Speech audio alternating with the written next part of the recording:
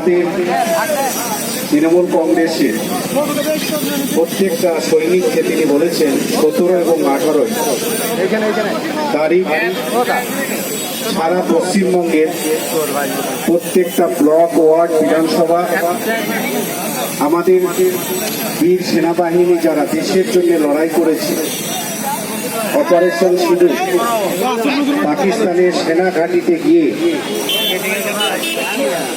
9 জায়গায় যেভাবে আক্রমণ করেছে, পাকিস্তানের জঙ্গিকে যেভাবে ধূলিসাৎ করেছে, ভারতীয় সেনাবাহিনীর প্রতি আনুগত্য, বিশ্বাস এবং ভরসা রেখে তাদের সাফল্যকে কুর্নিশ জানিয়ে আমরা আজকে রাজপথে নামব।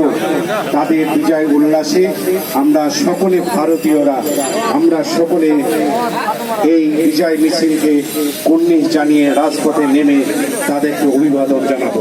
তাই আমাদের এখান থেকে পায়ে হাঁটা মিছিলটা শুরু হবে আমতলা, একদম রাজ সিনেমা হল। ওখান থেকে আমরা ব্যাক করে টেকন পার্কটা ঘুরে নেব। ঘুরে নেওয়ার পর আমরা ব্লকের সামনে এখান থেকে ব্যাক করে আমাদের পথসভা শুরু হবে। আপনারা কেউ যাবেন না, আমরা 6:30 অবধি আমাদের প্রোগ্রাম চালু রাখবো।